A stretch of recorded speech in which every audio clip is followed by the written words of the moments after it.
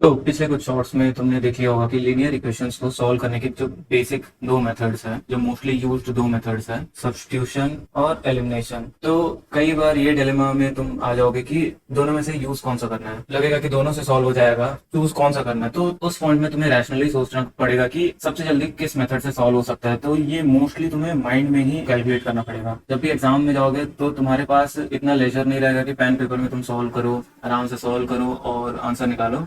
तुम्हें हर क्वेश्चन को near about 30 to 40 second में सॉल्व करना रहता है। तो मोस्ट ऑफ द थिंग्स को तुम्हें माइंड में कैलकुलेट करके रख लेना पड़ेगा। जैसे कि तुम देख सकते हो, जस्ट जो पिछला शॉर्ट था उसमें ये दो इक्वेशन को हमने सॉल्व किया था और एक्स और वाई का वैल्यू लाया था यूजिंग एलिमिनेशन मेथड। पर क्या ये दो इक्वेशन को सॉल्व करने का सबसे इफेक्टिव मेथड था एलिमिनेशन, या फिर हम सब्स्टिट्यूशन भी यूज कर सकते हैं? तो हेयर इन दिस केस तुम देखोगे कि सब्स्टिट्यूशन मेथड बेस्ट फिट होगा। क्यों? वो जैसे कि तुम इधर देख पा रहे हो, पहला इक्वेशन 3x + 4y = 10, दूसरा इक्वेशन 2x - 2 = 2। इसमें कुछ क्लिक हो रहा है? सेकेंड इक्वेशन को अगर तुम 2 से दोनों तरफ डिवाइड कर दोगे तो ये सिंप्लीफाई हो जाएगा। तो एक और तरीका होता है सिंप्लीफिकेशन, मतलब लीनियर इक्वेशन को पहले तुम सिंप्लीफाई कर सकते हो तो कर लो, उसके बाद सॉल्व करो। तो ये सिंप्लीफिकेशन का थिंग माइंड में तुम्हें करना होगा। देख के तुम्हें इक्वेशंस को देख के समझ आ जाना चाहिए कि सिंप्लीफाई हो सकता है कि नहीं हो सकता है। तो इस चीज को अगर तुम दोनों तरफ 2 से डिवाइड कर दोगे तो ये इक्वेशन ऐसा बन के आएगा x - y = 1। अब यहाँ से तुम डिराइव कर सकते हो, जैसे कि x =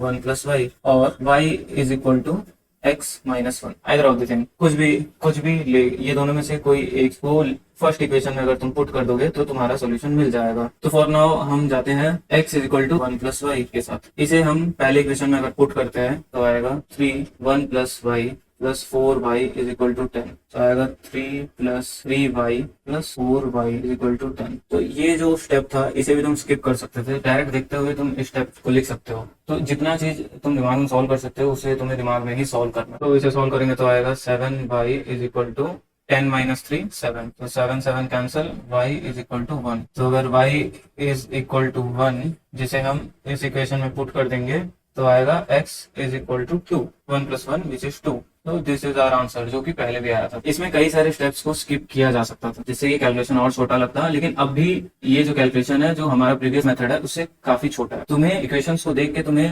रैशनली सोचना पड़ेगा कि क्या सब्स्टिट्यूशन मेथड लगाऊं या एलिमिनेशन मेथड लगाऊं। और ये दोनों लगाने से पहले अगर हो सकता है सिंप्लीफिकेशन, जितना जितना सिंप्लीफाई कर सकते हैं उतना सिंप्लीफिकेशन किया जाए। This is the video. अगर पसंद आया तो लाइक, सब्सक्राइब, शेयर।